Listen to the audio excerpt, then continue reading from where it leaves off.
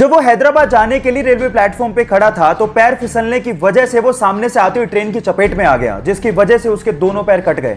2 घंटे तक उसको किसी ने हाथ भी नहीं लगाया और 6 घंटे की मशक्कत के बाद उसे अस्पताल पहुंचाया गया, जहां पर डॉक्टर्स ने उसकी मां को कहा कि इसके शरीर से पूरा खून बह चुका है, अब वो जिंदा नहीं बच सकता। लेकिन फिर भी उसकी मां ने कहा कि चाहे जिंदा रहे या मरे, मैं इसका इलाज जरूर कराऊंगी क्योंकि ये मेरा बेटा है। जैसे तैसे पैसे जुटाकर उसका इलाज करवाया गया। वो जिंदा तो बच गया, लेकिन उसने अपने पैर गवा दिए। इस सिचुएशन पे उसके भाई ने उसका साथ छोड़ दिया। लोगों ने उसे भीख मांगने तक की सलाह दे दी, लेकिन उसने कहा कि मैं भीख नहीं मांगूंगा, मैं हार नहीं मानूंगा। उसने जिम ज्वाइन किया, अपनी बॉडी बनाई, वीडियोस अपलोड की और बहुत सारे लोगों के लिए एक मिसाल बन गया। उसका नाम है देव मिश्रा, जिसने हमें यह सिखाया कि जिंदगी हौसले से जी जाती है। आप लोगों ने अपनी जिंदगी में जिंदा लोगों को रेस को जीतते तो देखा होगा, लेकिन क्या आपने कभी अपनी जिंदगी में मरे हुए यानी कि मृत लोगों को रेस जीतते देखा है?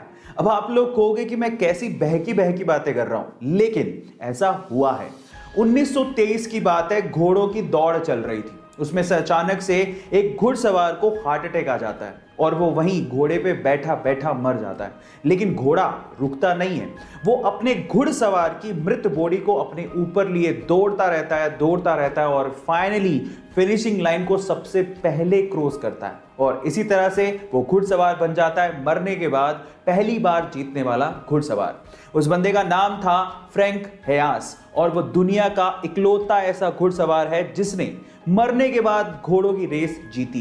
गाइस, ये इंटरेस्टिंग फैक्ट आपको कैसा लगा चैट सेक्शन में जरूर लिखिएगा। गाइस, इंडिया में जब एग्जाम होता है ना, तो हमारे यहाँ के स्टूडेंट गर्मियों में तो चलो नहा के ही जाते हैं एग्जाम देने, लेकिन वो लोग सर्दियों में इनफैक्ट कड़ाके की ठंड में भी नहा के जाते हैं एग्जाम के चक्कर में।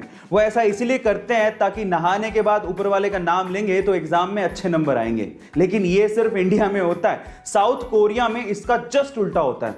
वहां के स्टूडेंट एग्जाम के दिनों में नहाना बंद कर देते हैं और रीजन जान के आप लोग हैरान रह जाओगे। उनका यह मानना है कि अगर एग्जाम के दिनों में नहाए तो ऊपर पानी जैसे ही पड़ेगा वो सारा का सारा पढ़ाई किया हुआ पानी के साथ ही बह के निकल जाएगा। Oh my God.